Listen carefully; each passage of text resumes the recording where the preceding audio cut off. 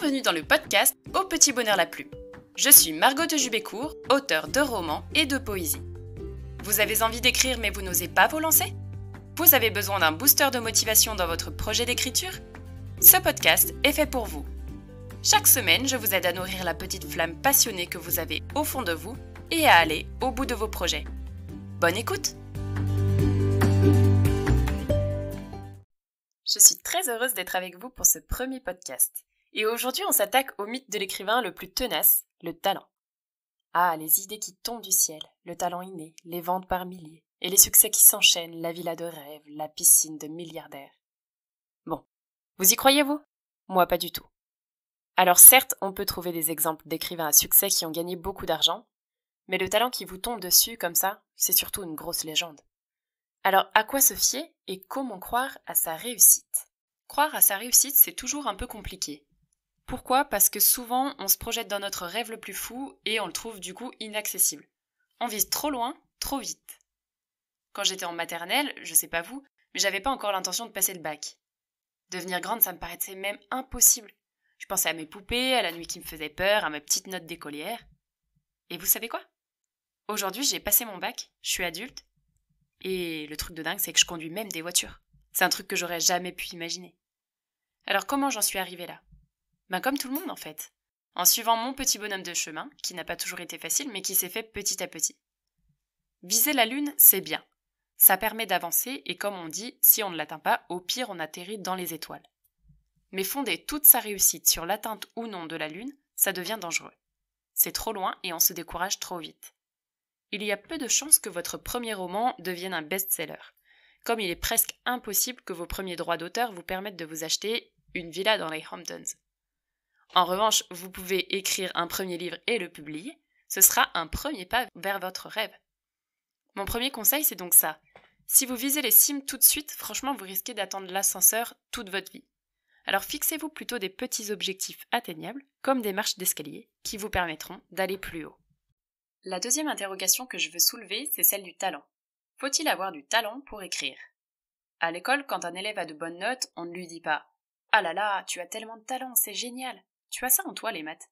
Moi, j'ai beau rester devant ma feuille, je ne trouve pas pour autant le résultat. » Non, on ne dit pas ça parce qu'on sait qu'en général, un élève qui attend que le temps passe ne risque pas d'avoir de bons résultats.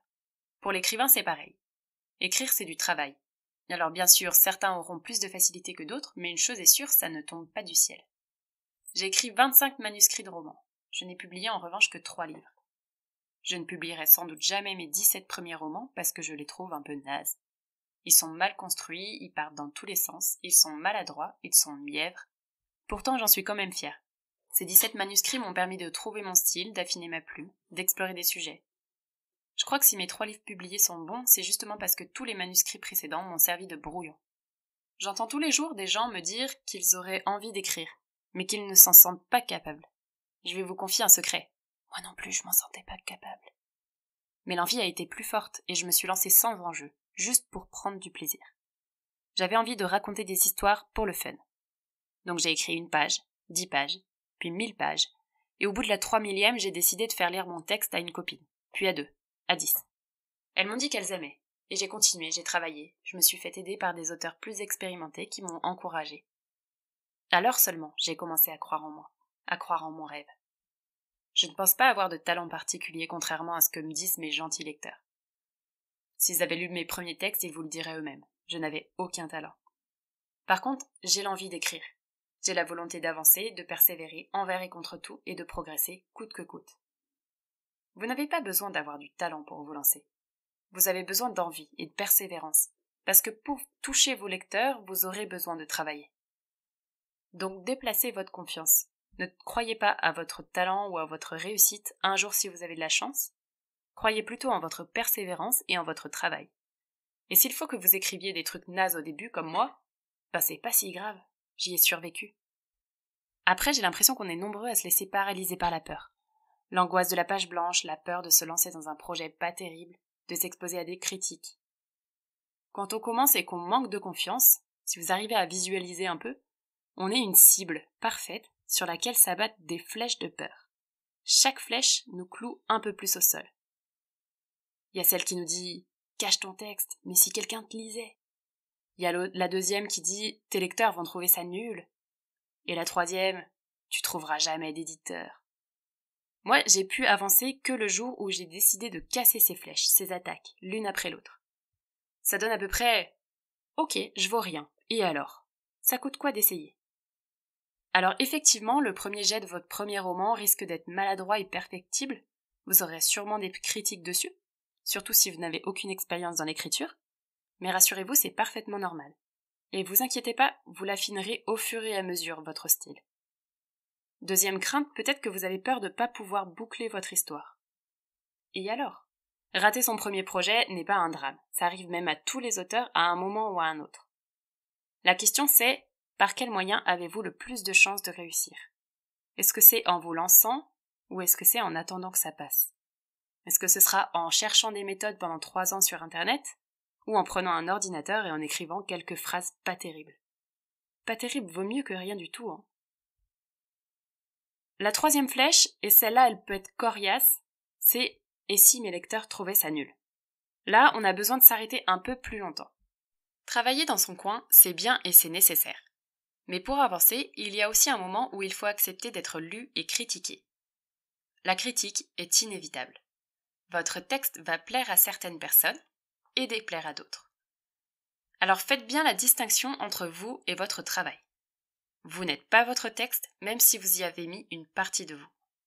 Si les lecteurs n'aiment pas votre travail, ça ne veut pas dire qu'ils ne vous aiment pas vous. Ensuite, prenez les critiques comme une donnée et non comme une attaque. Franchement, ce personnage, il est insupportable. Ouais, il y a une faute dans votre livre. Non mais déjà, rien que le prénom, c'est super niais. Ces critiques, on me les a faites. Elles m'ont saoulée et en même temps, elles n'étaient pas dites méchamment. Donc j'ai gardé à l'esprit ces critiques comme des données. Les plus subjectives, je les ai oubliées. J'ai gardé les autres comme des outils pour faire mieux la prochaine fois. Mais surtout, je me suis concentrée sur les personnes qui trouvaient mon roman formidable. Et j'ai avancé comme ça. Les avis des lecteurs sont toujours assez subjectifs. Si vous voulez progresser, faites-vous aider aussi par des auteurs plus expérimentés. Pour quelques œillets, mon premier roman publié a été corrigé une 10aine de fois. Toute seule, j'ai pu corriger les incohérences et les fautes d'orthographe. Mais le reste, tout le reste, je l'ai fait avec des auteurs confirmés.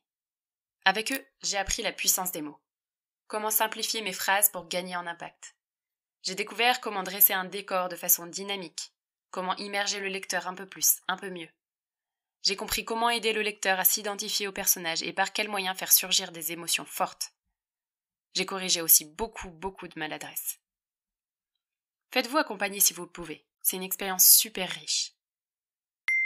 Au passage, j'en profite, j'ai mis à votre disposition un guide gratuit sur mon site. Vous trouverez les astuces que j'ai découvertes justement pour donner vie à une histoire. Ça s'appelle Les Indispensables et il faut simplement vous inscrire à la newsletter. Sachez aussi que je propose des bêta-lectures toujours sur mon site margotdejubécourt.fr. Je ferme la parenthèse. Donc pour conclure cette partie, ne vous laissez pas enfermer par les autres, par leurs avis négatifs. Au contraire, aidez-vous de leur enthousiasme et de leur expérience. Enfin, le plus important, c'est ça. Faites-vous plaisir. Tracez votre route. Si écrire un livre est votre rêve, n'attendez pas d'avoir le projet parfait. Vous ne le trouverez pas. Lancez-vous, trouvez une idée, travaillez-la et amusez-vous. Petit à petit, vous allez gagner en assurance et vous allez trouver de meilleures idées. Ensuite, dédramatisez l'échec. Ce n'est pas grave de vous planter si vous avez pris du plaisir à écrire. Ce petit échec vous donnera des enseignements et il vous aidera à vous projeter dans autre chose. Concentrez-vous vraiment sur le positif. Celui qui n'essaye pas n'échouera pas. Mais il ne connaîtra pas non plus les joies de la victoire. Alors levez la tête, oubliez le talent, travaillez, faites-vous aider et tracez votre route. Si vous avez envie, vous êtes capable. Et moi je crois en vous.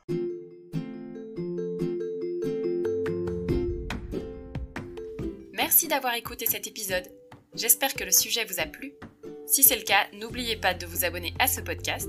Et si vous cherchez des conseils d'écriture ou des formules d'accompagnement, je vous invite à regarder ce que je propose sur mon site margotdejubécourt.fr et sur mes réseaux sociaux. Vous trouverez tous les liens en description. À très vite!